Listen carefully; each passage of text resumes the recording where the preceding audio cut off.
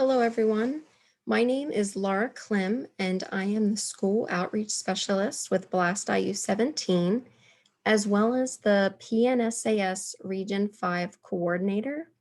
My role is primarily to support the SAP teams within our schools, as well as provide professional learning opportunities surrounding trauma and mental health. In the session for our online learning hub, I wanted to talk about the staff and student wellness guide that was released this summer from the Pennsylvania Department of Education. This wellness guide is packed full of resources and considerations that are really essential for schools and communities right now. So I'm going to break down the first section here, but before I do, uh, just to kind of give an overview of why this was put into place. As school entities evaluate their needs related to staff and student wellness, this roadmap offers resources to consider when determining effective methods of communication with stakeholders. These are your parents, community members, board members, legislators, universal practices to address social and emotional needs and to create safe, welcoming, and equitable learning environments, as well as conditions for monitoring and supporting identified staff and students demonstrating needs related to social, emotional, and psychological supports. In my slides today, I have pulled snippets from this guide, but the full staff and student wellness guide, as well as links to these resources, can be found on the PDE website. This guide is broken up into 5 different elements. The first being the staff and student wellness communication plan, which is what I'm going to be focusing on today. Some other components include the supporting staff in a tiered model, supporting students in a tiered model, the enhancement of social and emotional wellness in a virtual environment, and alignment with supplemental student services.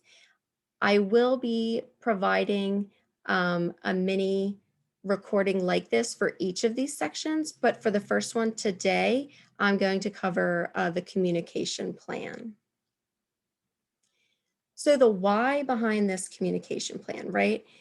It's the importance is developing a communication plan that is rooted in transparency, collaboration, and voice can help develop a team focus for schools and improve family, staff, and community engagement.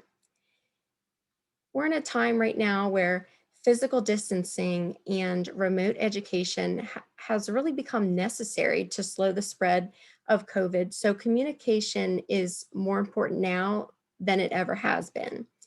And we know that it's crucial for students and staff to feel connected to a supportive community to help their well-being, but creating and maintaining these relationships virtually or remote is really a new challenge for everyone.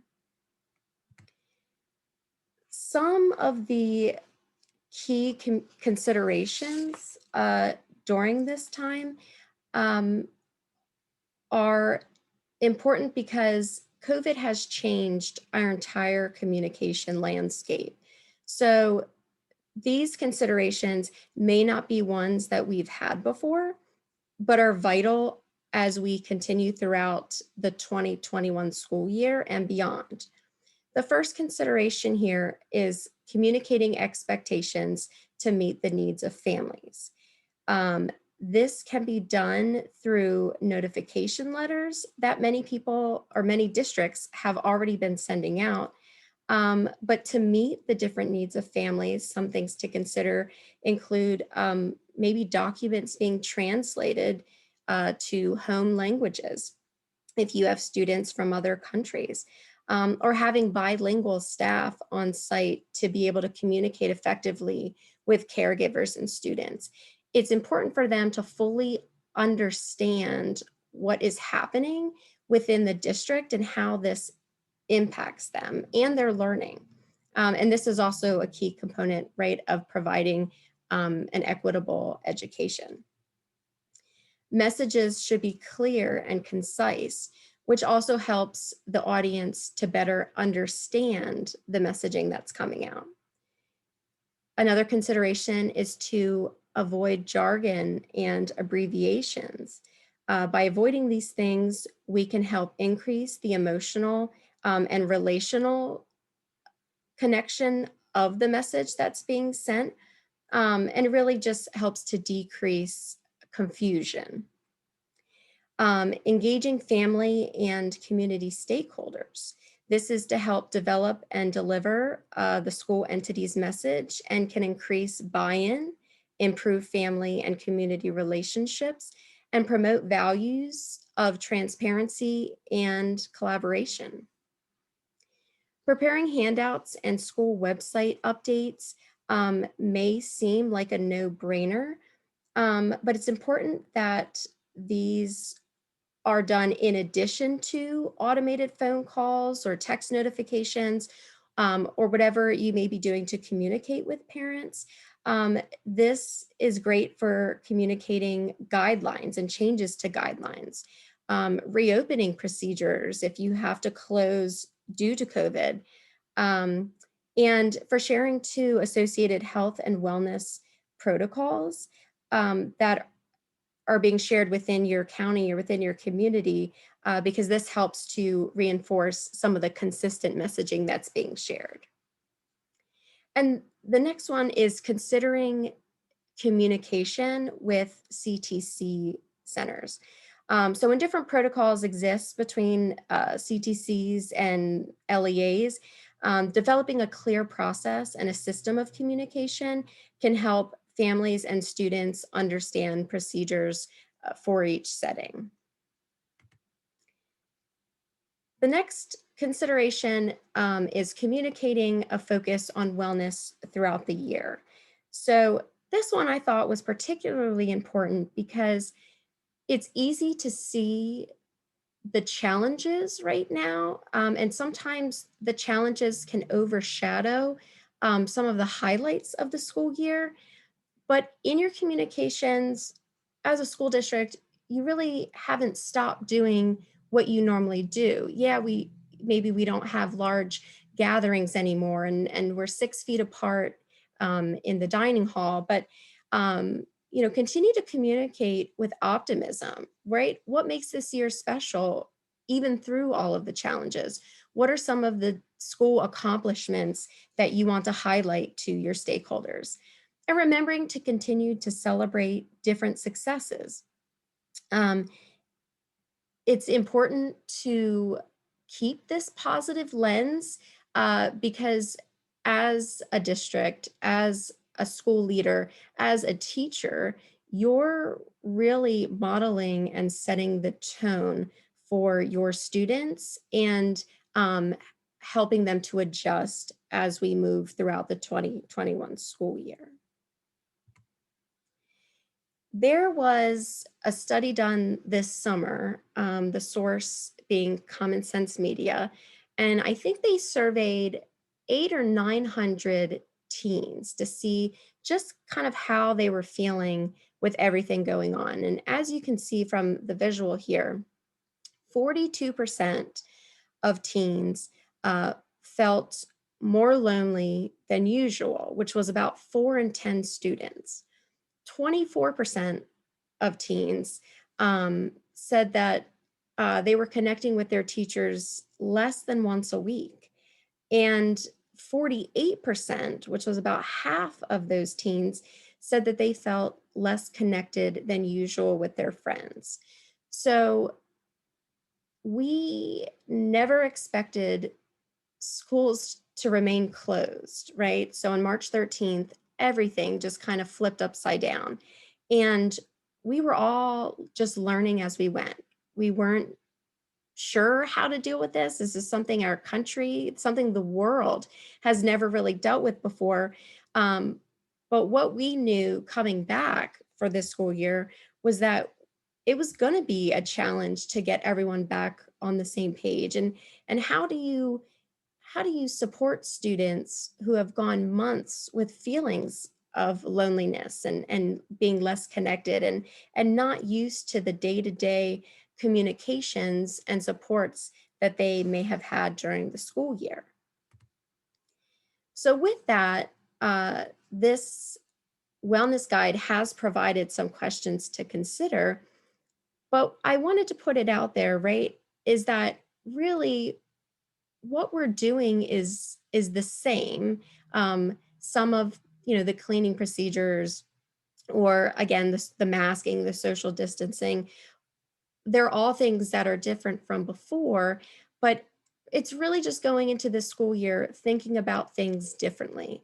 How can we modify what we're currently doing um, to engage our students the way that we used to, and ultimately provide a safe and equitable learning environment?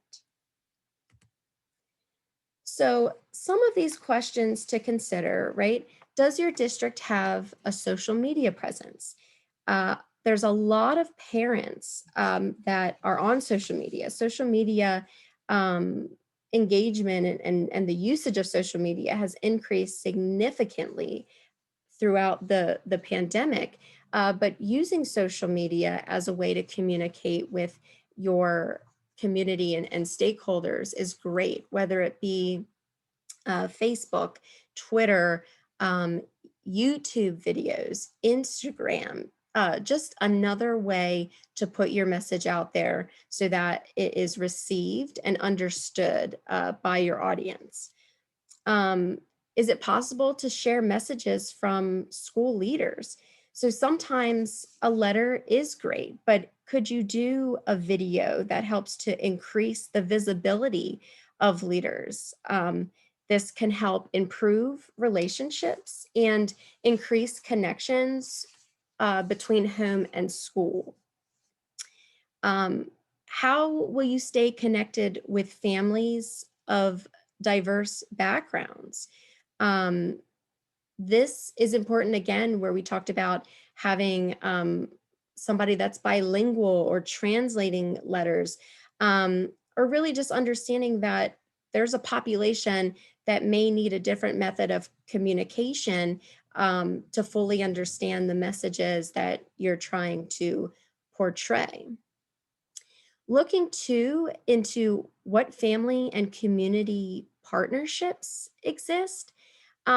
This is extremely important because um, these family and community partnerships can really help with the development and the delivery of school messages. Your PTAs, do you have a community task force, right? Work together, because many of you probably have the same messaging or need components from other groups to fully construct your message.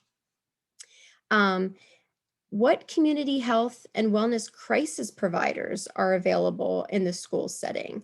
Making sure that these resources are clearly communicated to parents and students, and that the information for these resources can be easily found on your website, on a social media post. Um, Many schools are back in session right now, many are not. Um, and sometimes even having to pivot last minute because of a positive COVID case. The stress and anxiety that can cause students, making sure that they know the resources that are available to them, which is why communication and sharing that is extremely important. I also wanted to take some time to share, along with these considerations, right, is ongoing handouts and guidance for staff and families.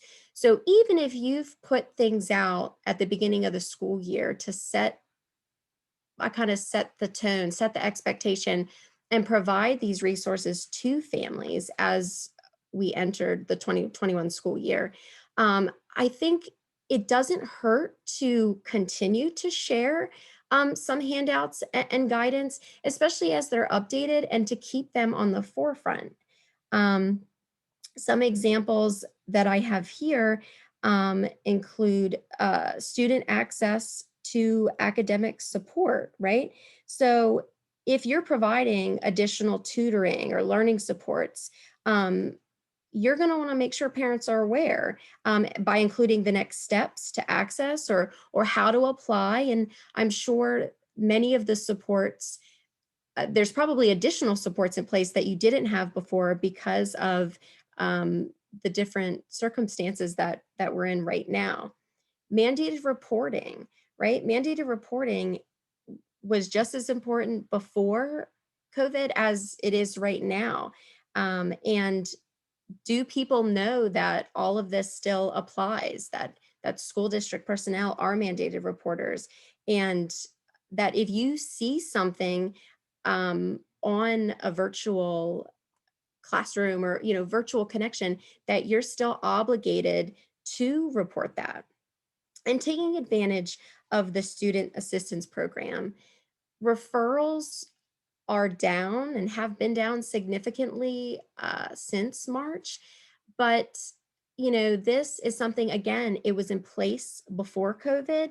It's in place now. It's mandatory for schools. And this, by educating parents and the community, encourage them to make referrals. If they see something, let them know, what does your SAP process look like within the district, and how does that benefit students, um, and support their learning environment. Some other quick ones that I don't have listed on here, is providing parental resources on how to, provide a supportive learning environment at home, right? This includes minimizing distractions and setting time aside, daily schedules. A lot of parents may not be used to this type of structure at home. They've probably had some practice now, that we've been closed the last couple months, but it's never a bad idea, as a reminder, because they have to adjust just as much as the districts do. Um, and then any resources as well, to address negative stigma around COVID-19, as well as the racial biases. So, you know, a lot of times right now, people, they want to know, uh, what districts may be closing, because of COVID, or specifically what school, and understanding too, the confidentiality in that, and the role that you're taking to work with, uh, your local health department or the CDC to kind of move that forward. So, how will you communicate with learners, caregivers, and partners about some of these new developments and resources? Some resources that are shared on the, PDE website include links to, coronavirus equity considerations, um, culturally responsive sustaining family engagement in the time of COVID-19, and remote learning and always. That document in particular, was developed by the NYU Metropolitan Center for Research on Equity and the Transformation of Schools. It provides a concise list of recommendations and effective practices for engaging families with a culturally responsive and sustaining lens. The next one is, a high quality CTE resource, right? Planning for a COVID-19 impacted school year, as well as the Pennsylvania Equity and Inclusion Toolkit. So I want to thank, Dr. Nicole Holland Sims, a very good mentor of mine, Dr. Dana Malakovic, as well as PDE, for the work that they've done on equity and providing these resources. Um, Social emotional learning, trauma informed, staff and student wellness, all of this is related and important, especially now. So during these trying times, it's important to keep, sensitivity to students' realities and create messages that are supportive to students, right?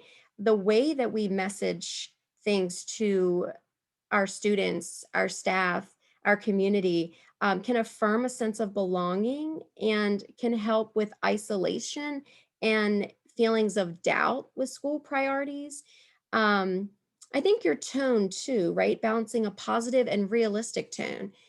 It's easy to say, I don't have all the answers right now, but I'm learning as I go. Here's what I do know by sharing with them some of the potential options that you offer, but also making them aware of some of the limitations as well.